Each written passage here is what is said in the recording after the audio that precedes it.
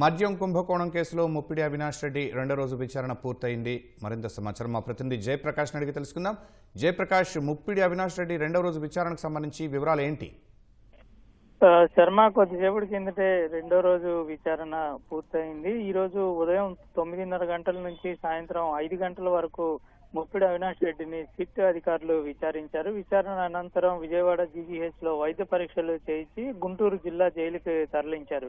అయితే ప్రధానంగా ఇందులో ఈ మద్యం ముడుపులకు సంబంధించిన నగదుని ఎట్లా తరలించారు, ఎవరెవరు తరలించారు, ఎప్పటి నుంచి ఎప్పటి వరకు ముప్పిడి అవినాష్ రెడ్డి తరలించాడు అనేది ఇందులో కీలకంగా మారుతోంది. ఇందులో కేసిరెడ్డి రాజశేఖర్ రెడ్డి ఆదేశాల మేరకే తాను ఈ పని చేశానని ఇప్పటికే మొదటి రోజు విచారణలో తెలిపారు. అయితే ఇదంతా వైకాపా గత ప్రభుత్వ హయాంలో ఉన్నటువంటి పెద్దలకు సంబంధించిన వివరాలే అని, అంటే వాళ్ళకి సంబంధించినవే అని రాజ్ కాశిరెడ్డి తనతో చెప్పాడని సిట్టు విచారణలో తెలిపారు. వాళ్ళ ఈ ముడుపుల నగదంతా పెద్దలకే వెళ్ళింది అనేది తెలుసు. అయితే వాళ్ళ పేర్లు మాత్రం తనకు తెలియదని విచారణలో తెలిపాడు. ఈ రోజు జరిగినటువంటి విచారణలో కొంత సమాచారాన్ని రాబట్టినప్పటికీ ఆ పేర్లు మాత్రం వచ్చినట్టు మనకి స్పష్టత అందులో రాలేదు. అయితే తాను విదేశాలకు వెళ్ళటానికి కారణం రాజ్ కాశిరెడ్డి అని, రాజ్ కాశిరెడ్డి ఆదేశాల మేరకే విదేశాలకు వెళ్లి అక్కడ తలదాచుకున్న పరిస్థితి ఉందని తెలిపారు. మరోవైపు కొంతకాలం మాత్రమే అవినాష్ రెడ్డి ఈ షెల్ కంపెనీలతోటి పంపించానని, దాని తర్వాత వేరొకరు ఈ బాధ్యత తీసుకున్నట్టు విచారణలో తెలిపినట్టు మనకి తెలుస్తోంది. మొదట అతను ఆయన సోదరుడు అనిరుద్ రెడ్డి ఓ కంపెనీలో డైరెక్టర్ గా ఉన్నారు.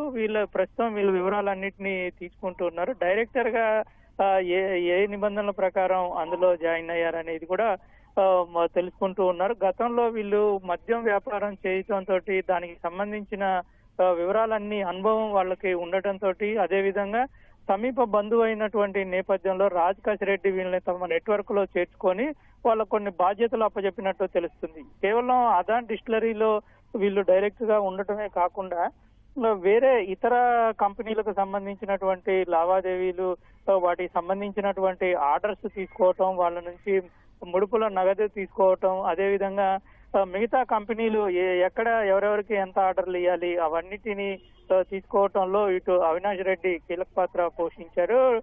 ఎవరైతే ఈ షెల్ కంపెనీలు ఏర్పాటు చేసి వాటన్నిటిని ఆపరేట్ చేసినటువంటి అనిల్ చోక్రా తోటి నేరుగా అవినాష్ రెడ్డి మాట్లాడటము, ఆయనతోటి ఈ నగదు పంపటానికి లావాదేవీలు ఎప్పటికప్పుడు చేస్తూ ఉండటం అనేది కీలకంగా తెలుస్తుంది. ఆ వివరాలన్నింటినీ నిన్న విచారణలో తెలిపారు. ఈ రోజు కూడా కొంత విచారణ జరిగిన నేపథ్యంలో ఈ రోజు కూడా కొన్ని విషయాలు తెలిపినట్టు, వాటికి సంబంధించి తెలిపినట్టు మనకి తెలుస్తోంది.